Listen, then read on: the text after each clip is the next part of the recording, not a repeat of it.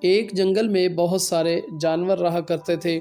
شیر جنگل کا بادشاہ تھا۔ اس کا ایک بیٹا تھا جس کا نام تھا ٹوٹو۔ وہ بہت بہادر اور سمجھدار تھا۔ جنگل میں ایک بہت خوبصورت تالاب تھا، لیکن اس تالاب میں مگرمچھ رہا کرتے تھے۔ اس تالاب میں مگرمچھ اپنی مرضی چلاتے اور کسی کو تالاب سے پانی نہیں پینے دیتے تھے۔ مگرمچھ کہتے تھے کہ پہلے ہمارے کھانے کو پھل لاؤ اور پھر پانی پیو۔ بیچارے جانور جنگل سے پھل جمع کرتے اور مگرمچھوں کو لا کر دیتے، پھر مگرمچھ ان کو پانی پینے دیتے۔ سب جانور مگرمچھوں سے تنگ تھے، لہٰذا سب نے مل کر سوچا کہ ہمیں جنگل کے بادشاہ شیر کو یہ بات بتانی چاہیے۔ جانوروں نے کہا، ابھی چلتے ہیں۔ اسی وقت چالاک لومڑی بول پڑی، اگر شیر بادشاہ اس معاملے میں پیچھے ہٹا تو اس کو جنگل کا بادشاہ قرار نہیں دیا جائے گا۔ لومڑی نے سارے جانوروں کو شیر کے خلاف بھڑکا دیا۔ سب جانور مل کر جنگل کے بادشاہ شیر کے پاس گئے اور سارا معاملہ بتایا اور یہ بھی کہا، آپ ہم کو ان مگرمچھوں سے نجات دلائیں ورنہ آپ یہ جنگل چھوڑ کر جا سکتے ہیں۔ یہ کہہ کر سب جانور وہاں سے چلے گئے۔ یہ سارا ماجرا شیر کا بیٹا ٹوٹو سن رہا تھا۔ جنگل کا بادشاہ شیر ساری رات پریشان رہا۔ ٹوٹو یہ سب دیکھ رہا تھا۔ اس نے جنگل کے سارے جانوروں کو بلوایا اور ان سے کہا، اس جنگل کے بادشاہ شیر تو بہت اچھے ہیں، آپ لوگوں کا اتنا خیال رکھتے ہیں اور آپ ہیں کہ مشکل وقت میں ان کا ساتھ چھوڑ رہے ہیں۔ چالاک لومڑی نے کہا، اس چھوٹے سے بچے کو کیا پتا ان باتوں کے بارے میں؟ لیکن ٹوٹو کی یہ بات جانوروں کے دلوں میں جڑ پکڑ گئی اور ان سب جانوروں نے بادشاہ شیر کے پاس جا کر اپنے رویے کی معافی مانگی اور کہا کہ ہم سب مل کر مگرمچھوں کا مقابلہ کریں گے۔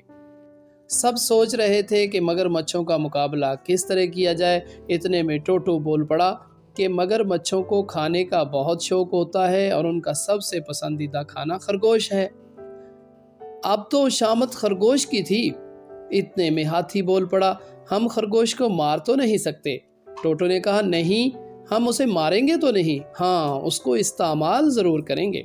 سارے جانور ٹوٹو کی شکل دیکھ رہے تھے کہ اس چھوٹے سے بچے کو اتنی عقل مندی والی بات کیسے سوجھی۔ خرگوش کو سب نے حوصلہ دیا اور کہا کہ تمہاری مدد سے سب جانور آرام سے زندگی بسر کر سکیں گے۔ سب کی حوصلہ افزائی پر خرگوش راضی ہو گیا۔ سب نے ایک بہت بڑا گڑھا کھودا اور اس کے اوپر پتے ڈال دیے تاکہ مگرمچھوں کو پتہ نہ چلے کہ ہم نے ان کے لیے جال بچھایا ہے۔ اب کام شروع ہوا۔ خرگوش مگرمچھوں سے بغیر پوچھے پانی پینے لگا۔ مگرمچھوں نے جب دیکھا تو انہیں بہت غصہ آیا اور ان میں سے ایک نے کہا، اس کی سزا یہ ہے کہ اسے کھا جائیں۔ دوسرے مگرمچھوں نے یہ سنا تو ان کے منہ میں پانی بھر آیا۔ خرگوش نے مگرمچھوں کو اپنی طرف بڑھتے ہوئے دیکھ لیا۔ خرگوش وہاں سے ہلکے ہلکے بھاگنے لگا۔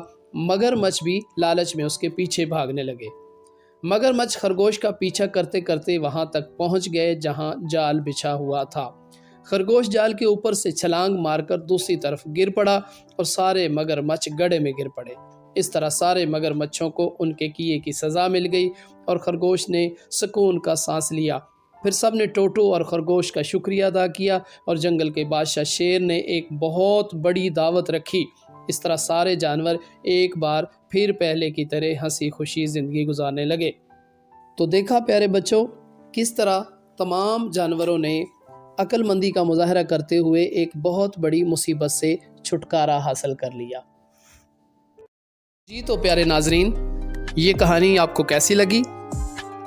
نیچے کمنٹ باکس میں اپنی رائے دیں، لائک کریں اور ہمارے کاف کہانی چینل کو سبسکرائب کریں۔